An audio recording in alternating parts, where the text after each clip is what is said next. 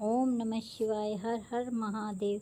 दोस्तों, आज हम जानेंगे कि हरियाली तीज कब मनाई जाएगी और कैसे मनाई जाती है और इसकी पूजा विधि, सामग्री आदि। दोस्तों, सनातन धर्म में हर साल सावन माह के शुक्ल पक्ष की तृतीया तिथि को हरियाली तीज मनाई जाती है। इसे सुहागनें और कुंवारी कन्याएं सुखी वैवाहिक जीवन के लिए हरियाली तीज का व्रत रखती हैं। धार्मिक मान्यताओं के अनुसार हरियाली तीज का व्रत रखने से विवाहित महिलाओं को अखंड सुख और सौभाग्य का आशीर्वाद मिलता है और जीवन में सुख, समृद्धि और खुशहाली आती है। वहीं कुंवारी कन्याओं को सुयोग्य वर की प्राप्ति होती है। आइए जानते हैं हरियाली तीज का शुभ मुहूर्त, पूजा सामग्री, पूजा विधि और महत्व। हरियाली तीज 2024 में कब है? पंचांग के अनुसार इस साल सावन माह के शुक्ल पक्ष की तृतीया तिथि का आरंभ 6 अगस्त को रात 7:42 पर होगा और अगले दिन यानी 7 अगस्त 2024 को रात 10:05 पर इसका समापन होगा। इसलिए उदया तिथि के अनुसार 7 अगस्त 2024 को ही हरियाली तीज मनाई जाएगी। शिव योग का निर्माण हरियाली तीज के दिन सुबह 11:41 से लेकर अगले दिन तक शिव योग का निर्माण होगा। पूजन सामग्री। पूजा करने के लिए बेलपत्र, भांग, धतूरा, समी के पत्ते, जनेऊ, सुपारी, अक्षत या नारियल, दुर्वा, धूप, दीप, घी, चंदन, गाय का दूध, गंगाजल, दही, मिश्री, शहद, पंचामृत समेत सभी पूजन सामग्री को एकत्र कर लें। पूजा विधि। हरियाली तीज के दिन महिलाएं सुबह जल्दी उठें, स्नान आदि के बाद स्वच्छ कपड़े धारण करें। इसके बाद महिलाएं 16 श्रृंगार करें, शिव पार्वती का ध्यान करें। अब निर्जला व्रत का संकल्प लें। शाम को शिव पार्वती की विधिवत पूजा करें। माँ पार्वती को 16 श्रृंगार की सामग्री चढ़ाएं। हरियाली तीज की व्रत कथा सुनें। अंत में शिव गौरी के साथ सभी देवी देवताओं की आरती करें। हरियाली तीज का महत्व।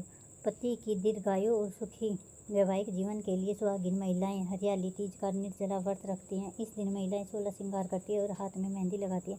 सावन मास के गीत गाने का विशेष महत्व है। महिलाएं झूला झूलकर सावन के इस खास पर्व का उत्साह मनाती हैं। वहीं कुंवारी कन्याएं सुयोग्य वर की प्राप्ति के लिए यह व्रत रखा करती हैं। धार्मिक मान्यता है कि हरियाली तीज के दिन माँ पार्वती और भगवान शिव का पुनर्मिलन हुआ था। माता पार्वती ने भगवान शिव को पति के रूप में प्राप्त करने के लिए 108 जन्मों तक कठोर तप किया था। इस कठोर तप के बाद शिव जी ने माँ पार्वती को पत्नी के रूप में स्वीकार किया था। बोलो हर हर महादेव। जय शिव शंकर, जय भोलेनाथ। दोस्तों, आज हम हरियाली तीज व्रत कथा को सुनेंगे। भगवान शिव ने पार्वती को उसके पूर्व जन्म के बारे में याद दिलाने के लिए यह सुनाई थी। हरियाली तीज व्रत कथा इस प्रकार है। शिव जी कहते हैं, हे पार्वती, बहुत समय पहले तुमने हिमालय पर मुझे वर के रूप में पाने के लिए घोर तप किया था।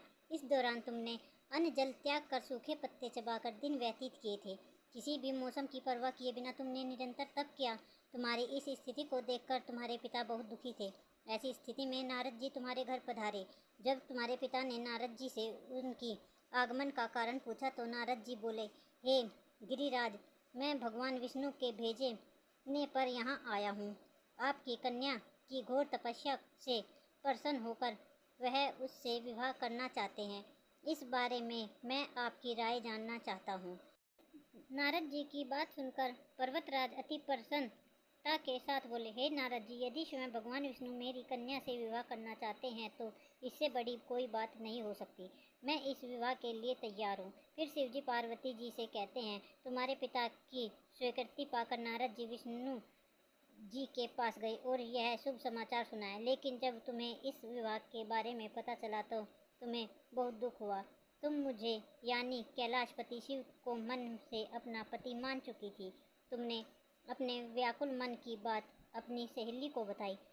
तुम्हारी सहेली ने सुझाव दिया कि वह तुम्हें एक घनघोर वन में ले जाकर छुपा देगी और वहां रहकर तुम शिव जी को प्राप्त करने की साधना करना। इसके बाद तुम्हारे पिता तुम्हें घर में न पाकर बड़े चिंतित और दुखी हुए। वह सोचने लगे कि यदि विष्णु जी बारात लेकर आ गए और तुम घर पर न मिली तो क्या होगा। उन्होंने तुम्हारी खोज में धरती पाताल एक करवा दिए, लेकिन तुम उन्हें कहीं ना मिली। तुम वन में एक गुफा के भीतर मेरी आराधना में लीन थी। भाद्रपद तृतीया शुक्ल को तुमने रेत में एक शिवलिंग का निर्माण कर मेरी आराधना की, जिससे प्रसन्न होकर मैंने तुम्हारी मनोकामना पूर्ण की। इसके बाद तुमने अपने पिता से कहा कि पिताजी, मैंने अपने जीवन का लंबा समय भगवान शिव की तपस्या में बिताया है और भगवान शिव ने मेरी तपस्या से प्रसन्न होकर मुझे स्वीकार भी कर लिया है।